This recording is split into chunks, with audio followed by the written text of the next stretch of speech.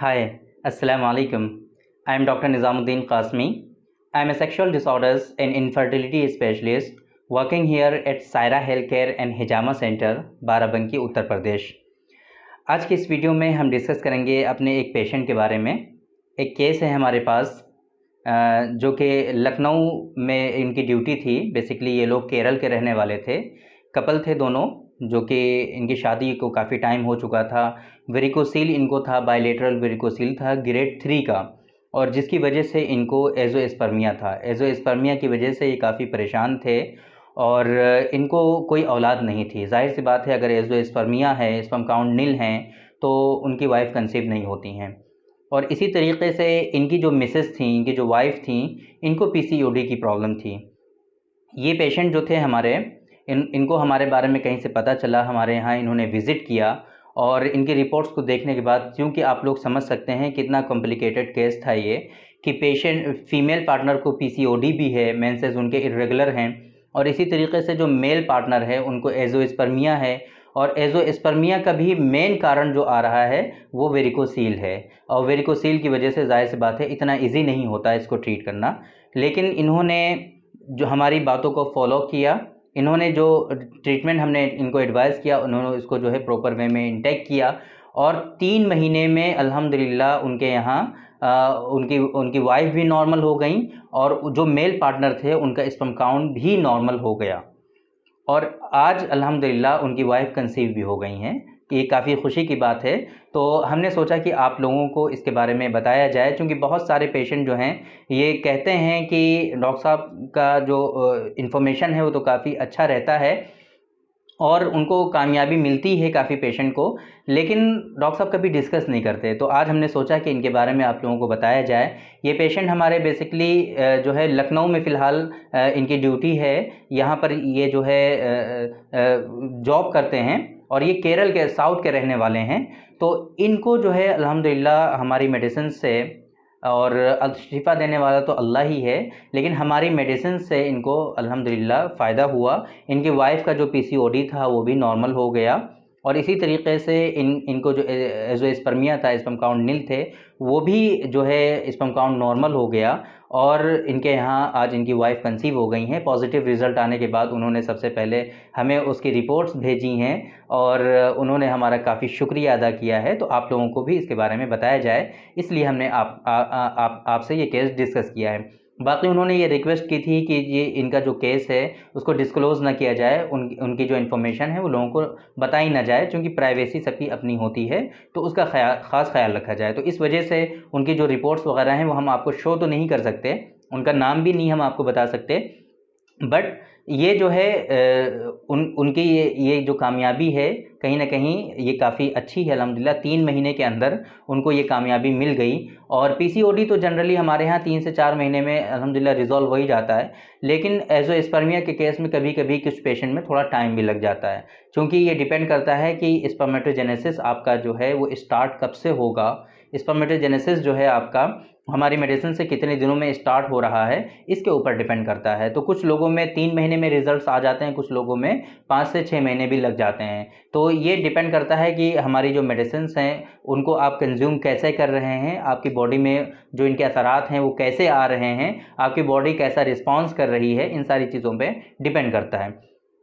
पहले भी हमने आप लोगों को ये बताया हुआ है कि डायरेक्टली हम वेरिकोसील को ट्रीट नहीं कर सकते हैं, ये कम्प्लीटली सर्जिकल कंडीशन है, लेकिन वेरिकोसील के रहते हुए आप स्पर्म काउंट को नॉर्मल कर सकते हैं। यूनानी सिस्टम ऑफ मेडिसिन की जो हमारी कुछ एक्सपीरियंस पर बेस्ड ड्रग हैं, कुछ जो है कंटेंट आपको हम एडवाइस कर देते हैं कि ये कंटेंट आप बना लीजिए, या फिर हम ही बना करके आपको देते हैं, तो उनसे अल्हम्दुलिल्लाह काफ़ी अच्छे रिज़ल्ट्स लोगों में आते हैं, और उनको इनसे शिफा मिलती है।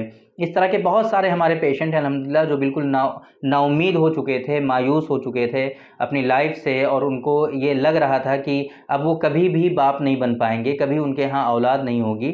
और बहुत से लोग ऐसे हैं जो आईवीएफ अफोर्ड नहीं कर पाते, और बहुत से लोग ऐसे हैं जो आईवीएफ का जो प्रोसेस है इसको करना नहीं चाहते। तो इस वजह से उनको काफ़ी परेशानी होती है। और आईवीएफ में भी बहुत सारे इश्यूज़ होते हैं, ज़ाहिर सी बात है कि हर टाइम ये सक्सेस भी नहीं होता है। आपका अच्छा खासा जो रकम है वो लग जाती है और इसके बावजूद भी अगर वो फेल्ड हो जाता है तो आपका इतना सारा हार्ड अर्न मनी जो है वो आपकी वेस्ट हो जाती है, कुछ बेनिफिट वहाँ से आपको फिर नहीं मिलते हैं। तो मेरी रिकमेंडेशन आप जैसे लोगों के लिए यही रहेगी कि अगर आपको इस तरह की परेशानियां हो रही हैं, अगर आप परेशान हैं, आपको वेरिकोसील भी है तब भी आप परेशान ना हो, अगर आपको 3rd ग्रेड 4th ग्रेड का वेरिकोसील है तब भी एक मर्तबा आप यूनानी सिस्टम ऑफ मेडिसिन को ट्राई करिए, यूनानी सिस्टम ऑफ मेडिसिन में अपने इलाज को तलाश करिए। इंशाल्लाह आपको यहाँ से प्रॉपर वे में कामयाबी मिलेगी और आपका स्पर्म काउंट जो है वो नॉर्मल हो जाएगा। अभी रिसेंटली हमारे एक पेशेंट हैं फ़ॉरेन के, वो बहुत ज़्यादा परेशान थे। अभी 3-4 दिन पहले की ही बात है, उनसे हमारा डिस्कशन हुआ था कॉल पर। बेसिकली उनसे कॉल पर हमारा ऑनलाइन कंसल्टेशन हुआ था। फ़ॉरेन के पेशेंट हैं, आई थिंक यूके के हैं आई थिंक। तो उनसे हमारी यही बात हो रही थी। उनको एक बेबी है, आईवीएफ के थ्रू एक बेबी तो है उनको, लेकिन वो ये चाहते थे कि वेरिकोसील जो है उनका ये किसी तरह से क्योर हो जाए। तो हमने उनको यही मशवरा दिया कि जनरली वेरिकोसील की वजह से किसी शख्स को कोई कंप्लेंट नहीं होती है, वेरिकोसील की वजह से किसी शख्स में कोई परेशानी नहीं आती है। आम तौर से वेरिकोसील की वजह से किसी शख्स में कोई ऐसा इशू नहीं आता है कि उनके डेली रूटीन जो है वो डिस्टर्ब हो, तो फिर वेरिकोसील से आपको कोई परेशानी नहीं है। जनरली वेरिकोसील की सर्जरी होती है और सर्जरी उसी वक्त रिकमेंड की जाती है कि जब आपको इसकी वजह से कोई ऐसे कॉम्प्लिकेशंस होने लगें कि जिसकी वजह से आपकी जो डेली रूटीन है वो डिस्टर्ब होने लगे, या फिर आपका जो स्पर्म काउंट है वो बिल्कुल इन्हेंस हो ही नहीं रहा। हर तरह के ट्रीटमेंट आपने एडवाइस जो है ले लिए, इंटेक उनका कर लिया, लेकिन कोई फ़ायदा नहीं हो रहा है। तो तब उस सूरत में फिर मजबूरी बनती है लास्ट में कि आप वेरिकोसील की जो है वो सर्जरी करा लें। वेरिकोसील की सर्जरी ऐसे रिकमेंडेड नहीं है। तो ऐसे लोगों के लिए मेरी राय यही रहेगी, चूँकि ज़रूरी ये है इस दौर में कि आप लोगों को सही मशवरा और सही राय दी जाए, ये बहुत इम्पोर्टेंट रखता है। क्योंकि बहुत कम लोग हैं जो प्रॉपर वे में जो सही से आपको राय देंगे, मशवरा देंगे। जो कंसल्टेशन है प्रॉपर वे में लोग देना नहीं चाहते हैं, वो सिर्फ अपना बेनिफिट देखते हैं। तो मेरी आखिर हद तक मेरी यही ख्वाहिश होती है, मेरी यही जो है कोशिश होती है कि अपने पेशेंट को हम प्रॉपर वे में उनको सही से गाइडेंस प्रोवाइड करा पाएँ। ज़रूरी ये नहीं होता है कि आप हमसे ट्रीटमेंट कराएँ या ना कराएँ, ये मैटर नहीं करता है। ट्रीटमेंट आपको जहाँ से बेहतर लगे आप वहाँ से कराएँ, जो आपके लिए बेहतर हो आप वहाँ से कराएँ, है ना? जहाँ आपके लिए बेहतर है, हम खुद ही अपने पेशेंट को, मोस्ट ऑफ द पेशेंट ऐसे हैं जिनको अगर कुछ इस तरह की प्रॉब्लम्स होती हैं तो हम खुद उनको भेजते हैं कि आप प्लीज़ यहाँ से ट्रीटमेंट करिए अपना। हम उनको ट्रीटमेंट भी नहीं देते, हमारे यहाँ वो ट्रीटमेंट के लिए आते हैं, हम उनको एडवाइस कर देते हैं कि आप इतना सब कुछ कर चुके हैं, आपकी कंडीशन ऐसी है कि हमारे यहाँ इसका इतना अच्छा इलाज नहीं है, तो बेहतर ये है कि आप दूसरी पैथी में इसको ट्राई कर लीजिए, दूसरी पैथी में आप इसको ट्रीट कर लीजिए।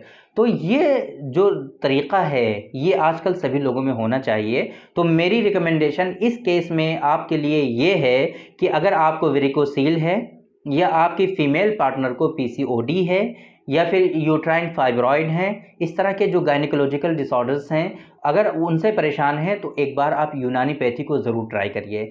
कोशिश करिए इसमें अपने इलाज को ढूँढिए, इंशाल्लाह आपको ज़रूर कामयाबी मिलेगी। और इसी तरीके से अगर आप वेरिकोसील से परेशान हैं, वेरिकोसील की वजह से आपको एक कॉम्प्लिकेशंस ये हो रही है कि आपके स्पर्म काउंट कम हो गए हैं या फिर बिल्कुल नील हो गए हैं, आपको ओलिगोस्पर्मिया हो गया है या एज़ोस्पर्मिया हो गया है, तो आप डायरेक्टली वेरिकोसील के ट्रीटमेंट के लिए मत जाइए। आप ये मत सोचिए कि आपका वेरिकोसील सही हो जाए, क्योंकि वेरिकोसील को सही करने के लिए आपको सर्जरी की रिक्वायरमेंट होगी और सर्जरी में कभी-कभी सर्जरी की कॉम्प्लिकेशंस हो जाती हैं जिसकी वजह से आपको परमानेंट इनफर्टिलिटी हो सकती है। ये एक हो सकता है, ज़रूरी नहीं है कि सभी को हो जाए, लेकिन ऐसा हो सकता है और कई सारे पेशेंट में ऐसा हुआ भी है जिसकी वजह से उनको परमानेंट इनफर्टिलिटी हो चुकी। तो मेरी रिकमेंडेशन आपके लिए यही है कि अगर आपको वेरिकोसील भी है, एज़ोस्पर्मिया भी है, तो आप एक बार यूनानी पैथी को ज़रूर ट्राई करिए। अपने ट्रीटमेंट को आप यूनानी सिस्टम ऑफ मेडिसिन में ढूँढिए, तलाश करिए, इंशाल्लाह आपको ज़रूर कामयाबी मिलेगी।